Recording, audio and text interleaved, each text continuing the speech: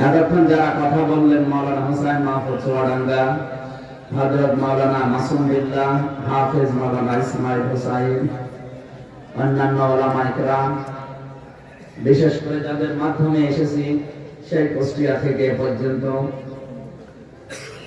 এই মাহফিলের বরেণ্য সদস্য যারা, সামনে বসা মুসলমান ভাইরা, পর্দার আড়ালের সম্মানিত মা এবং বোনেরা, অধিকাংশ পরিবারের দিয়ে দেখি অলিমার খবর নেই, বর চাকরি নিয়ে পাগলামি করে। 150-200 মানুষ নিয়ে যাচ্ছে মেয়ের বাড়িতে। আরে ভাই, মেয়ের বাড়ি থেকে একটা পান খাওয়া যায় না তার অনুমতি ছাড়া। আপনি 200 মানুষ খাওয়ালেন, অনুমতি চাই।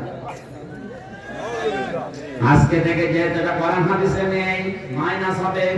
যতদিন এলাকায় বিয়ে হবে, কোন বিয়েতে কোনো বর চাকরি যাবেন না। জামানায় যদি মুনাফিকের সরকার থাকতে পারে, জামানায় মুনাফিকের বাপ থাকবে। আল্লাহর নবীর কথা, শেষ কথা ছিল এটা, হে আমার উম্মতেরা, মুনাফিক এটা কিন্তু ইহুদিদের ভেতরে হবে না, খ্রিস্টানদের ভেতরে হবে না, বৌদ্ধদের ভেতরে হবে না, হিন্দু মুশরিক এদের ভেতরে হবে না, মাজুসি যারা এদের ভেতরে হবে না। মুনাফিক তৈরি হবে শুধুমাত্র মুসলমানদের ভেতরে। আল্লাহ একটু সুযোগ দিয়েছিল ভালো হওয়া, আর শয়তান তো ভালো হয়নি। দেশটা জাহান্নাম বানানোর জন্য ওর বাড়ি দেখতে গিয়েছিলাম, কি অবস্থা করেছে জনগণ। আমার হানিফের বাড়ি যা করেছে ওর বাবু তাই ঈদ পর্যন্ত খুলি নিয়েছিল।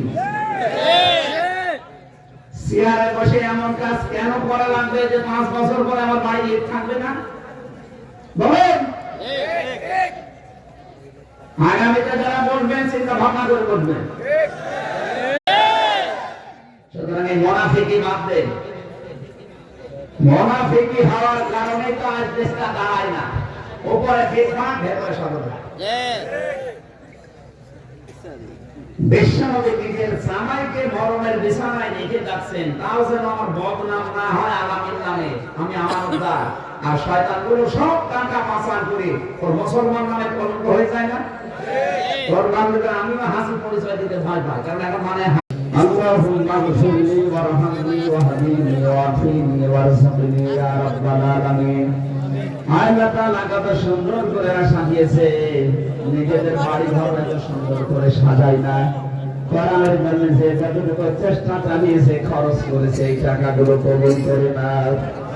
এই মাদ্রাসাটা 50 বছর এখানে চলছে, কিয়ামত পর্যন্ত এখানে কায়েম করে রাখো। আজকে প্রায় 7-8 জন কোরআনে হাফেজ হয়েছে, আল্লাহ এদেরকে হাফেজ